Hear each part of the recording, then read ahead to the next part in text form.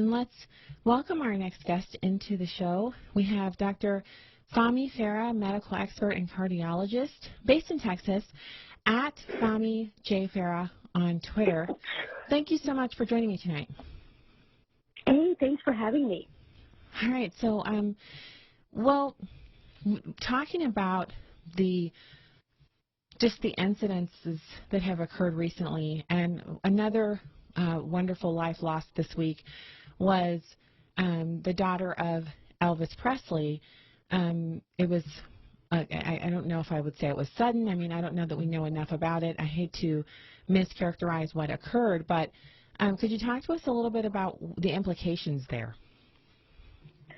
Yes, what we know so far is that she had a cardiac arrest, and some CPR was, she received CPR by EMS when they arrived 6 minutes later. One of the possibilities could have been a heart attack. I know that she has family history of it, so certainly that is one of my thoughts.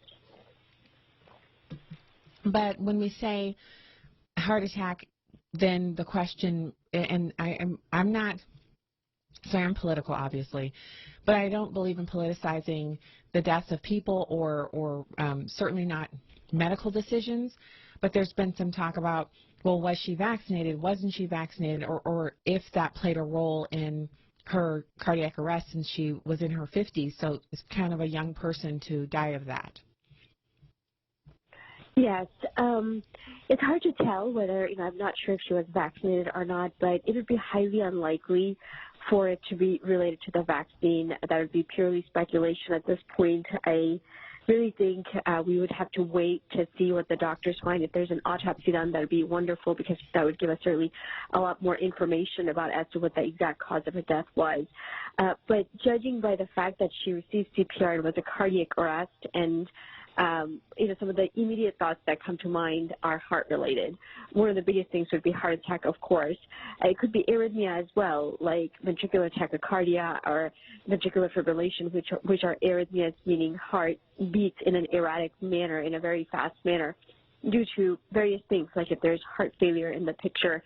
There could have been so many other things as well. I'm not sure if there's any substance abuse involved. So there are many, many things that could have played a role in as to what caused her actual death. But the very first thing, the top thing that goes to my mind is heart attack.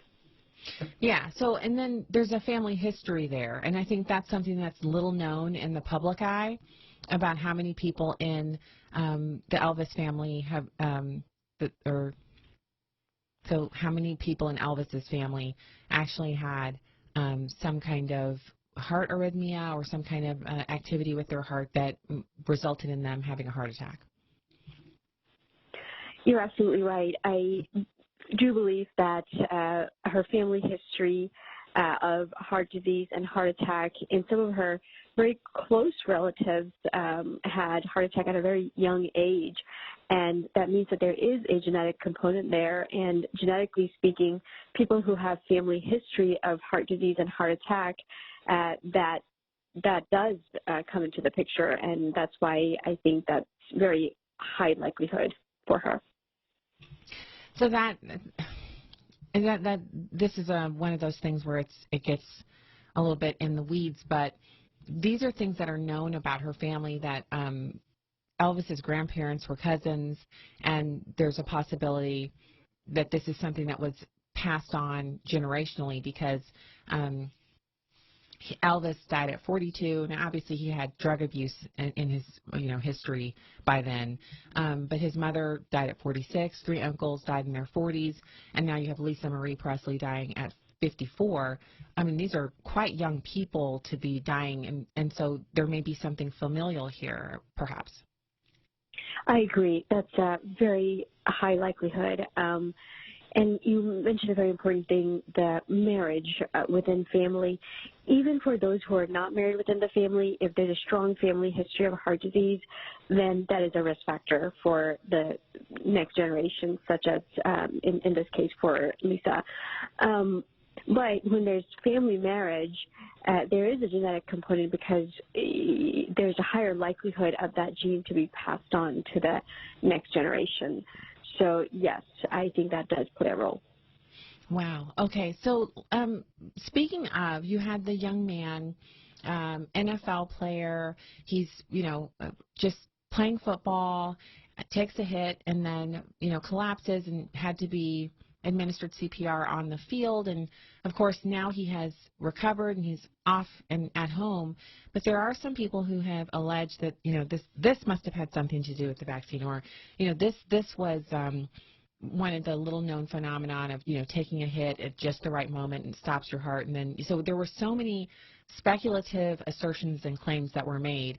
It's really difficult to kind of make sense of everything, especially since most of us are not physicians and most of us don't know the complex histories that go into, deciding from your perspective as a physician whether or not it's this or that or what played a role. So now that he's back at home, Damar Hamlin, and we're also happy for him. It still doesn't change the fact that these kinds of incidents are on the rise, it appears, and they're in the news more frequently, and so people will have questions about them. What can you tell us about what happened to him and what you make of it in your medical opinion? Damar Hamlin, he had a cardiac arrest, of course, out of the hospital cardiac arrest. He's young, very young, 24, so the likelihood of him having a heart attack was very low. He did get a blow to his chest, and shortly after that, the arrest happened. So there's a thought of commotio cordis, which is a sudden blow to the chest area that can cause the heart to abruptly stop. And if it doesn't restart, then there you go, that's a cardiac arrest, which I believe is what happened to him. One of the other things that could have been is a genetic condition called hypertrophic cardiomyopathy. The way he collapsed is actually a very classic presentation for that condition. A lot of times that's when, and that's how we diagnose them, is young people playing some kind of sports and they collapse on the field. What that condition is thickening of the heart muscle, and it causes those people to go into arrhythmia when they're involved in high-intensity activity. So they will have things like cardiac arrest due to ventricular tachycardia, which is an erratic rhythm, a very fast heart rhythm that I was explaining earlier. So those are two thoughts that I had. Now, when it comes to hypertrophic cardiomyopathy, it's easily diagnosed with an echocardiogram. I'm not sure what kind of screening the NFL does for their athletes, but if they just had done a simple echocardiogram, that could have been excluded, and it could save a lot of lives. It is interesting the two things happened so quickly, the two individuals having cardiac arrest. One thing I do want to point out is Damar Hamlin is extremely, extremely lucky because of the CPR and how quickly they started the CPR. And I think that was really what made the difference. Whereas in Lisa Presley, her CPR, we don't know how long after the cardiac arrest she actually received the CPR. And that should tell you how important the timing of administering CPR is.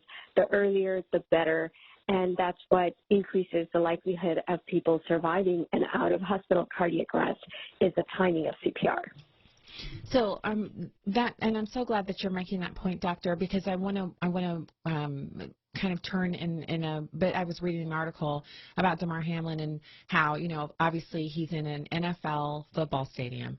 So not only is it a place where elites play an elite sport, but it is a place that is extraordinarily well equipped with medical equipment. So not just that they had people on hand who knew how to administer CPR, but that they also had defibrillators on hand. And so they're talking about in this article the kind of new desire among the American populace to have access to defibrillators. You're now seeing them in airports, and so places where you have large masses of people and sometimes a little bit stressful environments, like the airport's extremely stressful. It's a place where you can imagine people having more heart attacks than, say, the grocery store. But they're saying they want to have more access to defibrillators in the American populace in the common spaces.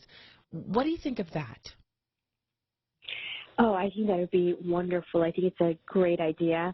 Defibrillators are totally life-saving, and we saw that with Damar Hamlin. I think in all the public places they should have defibrillators. It really could make a big difference. So it's an interesting concept because, I hadn't seen, just in my mind of things that are very, very commonplace to be happening, that heart attacks would be one of those things. But with this kind of new focus on defibrillators and life-saving equipment, do you think there'll be a push for more people in America to become trained in CPR? I hope so. Every year we lose so many people to cardiac arrest that are out of the hospital. More than 365,000 people each year they become victim to this. So the more people that become trained to do CPR, the more lives that are going to be saved, and that involves family members, bystanders. Anyone can become trained and certified in CPR and can help save so many people. So I thank you so much for joining us tonight. And I know we're getting close to the end of our interview, and we're chatting with Dr. Fahmi Farah, and we're so grateful for your time, especially on a Friday evening. Speaking of the CPR training, if people are hearing us have this discussion, Dr. Farah, and they're thinking, oh, I don't know about that, is it very involved? Does it take a long time to become certified in administering CPR? There are two different types of certifications. One is called BLS, that's Basic Life Support, and the other is ACLS. Most people don't need to worry about ACLS. It's just the BLS that teaches you how to administer proper CPR and how to use a defibrillator. And that is a one-day thing. It's not even a full day. It's like a half-day course you take, and they walk you through. There's an examination, and there's a practical part. So it's actually very easy. They walk you through everything. So it's not very involving. It's just an investment of half a day. Wow. Okay. So not overwhelming at all. So, well, I think maybe that's one thing some people will put on their list for 2023 to get accomplished, and we'll definitely be keeping an eye out, and just very grateful to see Damar Hamlin make such a wonderful recovery, and to be able to have a nice ending to which it was a very frightening evening for him and his family. Absolutely. And so glad that he's doing better, and I do hope that more people will engage in learning and becoming certified in basic life support training with CPR. All right. Well, I think we made the good case for it. Dr. Fahmi Farah, cardiologist and director of Bentley Heart in Fort Worth, Texas. Thank you for joining in, and have a wonderful weekend. Thank you, and you as well.